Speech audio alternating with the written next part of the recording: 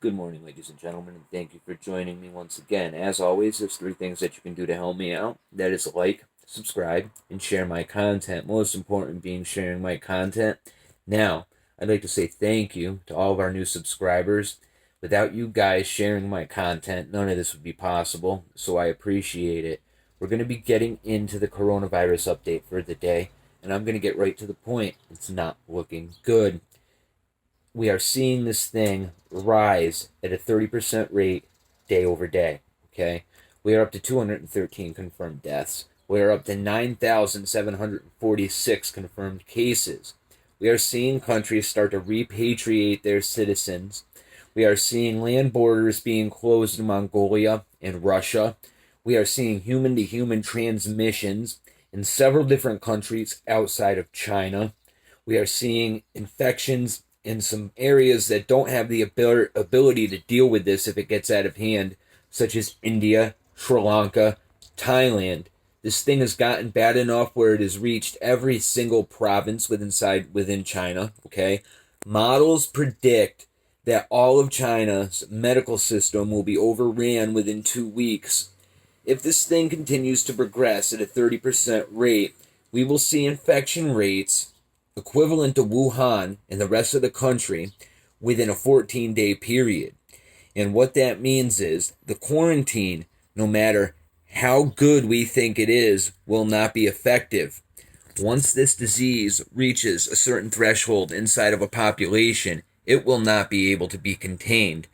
That is why we are seeing the World Health Organization finally start to react in the means which they probably should have 2-3 weeks ago, and they're doing so because they are scared. They are praising China. Now, they're not praising China because China's doing a good job, right? They're praising China because they have to. Okay, they can't sit here and tell you that this has gotten out of hand, or we will see panic like we are seeing inside of China spread to the rest of the world. Now, the propaganda coming out of China shows people hand in hand united together. Every vlog that you see on YouTube coming out of China is people coming together, right? However, if you look at some of these leaked videos on the internet, you'll soon see that the propaganda being spread all over the internet is purposely being spread to give us the wrong impression about what's going on. I have seen leaked videos where villages inside of China are barricading their streets, as I told you in my video yesterday. I've seen videos where these villagers are literally attacking people, and in some cases killing them for trying to enter into their village or pass through their village. Now, I can't say that I blame them. However, if this mentality starts to spread to different countries, especially ones that have very high population density areas, such as Thailand, such as India, this becomes very dangerous because you run into a whole nother problem where A, disease can kill you, but B, the person next to you and their paranoia is just as dangerous as the virus itself.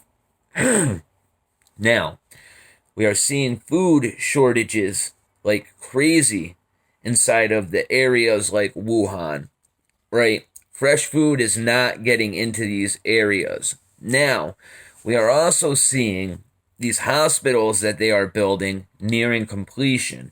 And I want to emphasize that I made a mistake in a video the other day by saying that there was 6 hospitals being built, not just 2. It turns out that that was misinformation. The video that I gathered that information from was subsequently taken down. So I want to retract that, and I want to say thank you for the person that called me out on it. If I'm giving out wrong information, guys, by all means, I don't want to be. Let me know what's going on. So, the hospital's nearing completion.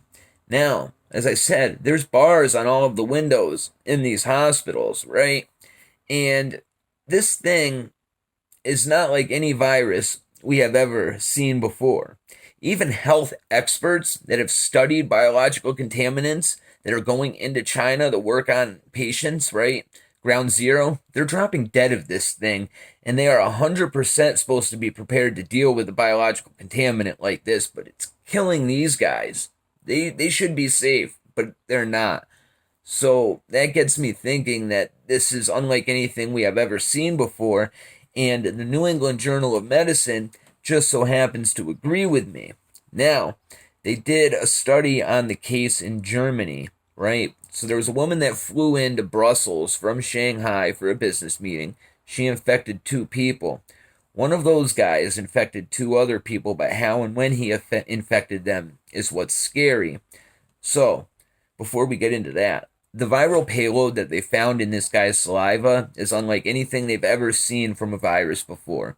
It was 10 to the power of 8 per milliliter of his saliva, which is astronomical, right? And then he infected these 2 people, which is the first instance of human-to-human transmission outside of China, right? But he infected 2 people. He infected them when he was in the incubation phase 24 to 48 hours after he came in contact. Now, by all studies, we wouldn't have even been able to detect this disease in him. However, he gave it to 2 people when he was asymptomatic, which means this thing has the potential to spread like wildfire. And I just want to throw this out there.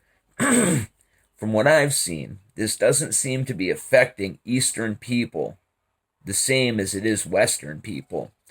Western people seem to not be coming down with as severe of symptoms. I want somebody else to look into that independently and let me know what they think in the comments.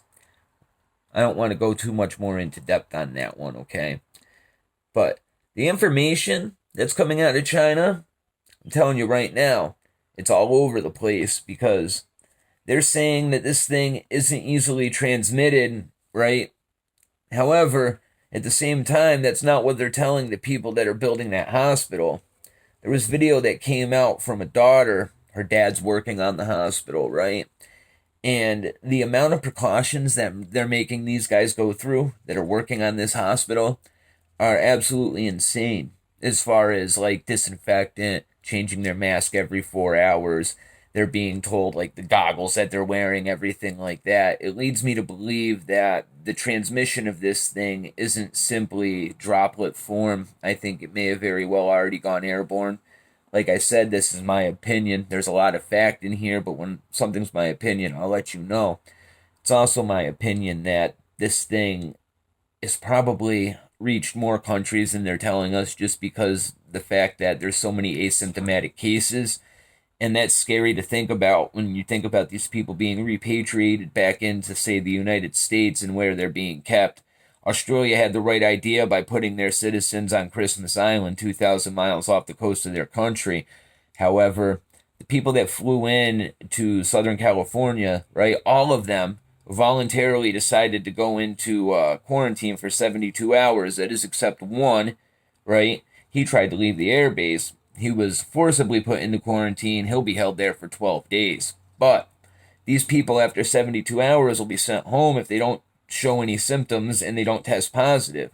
But if they react the same way the guy in Germany did, we could very well be letting these guys into the country when they have the disease, before they're showing symptoms and before they can be detected. That's terrifying to think about.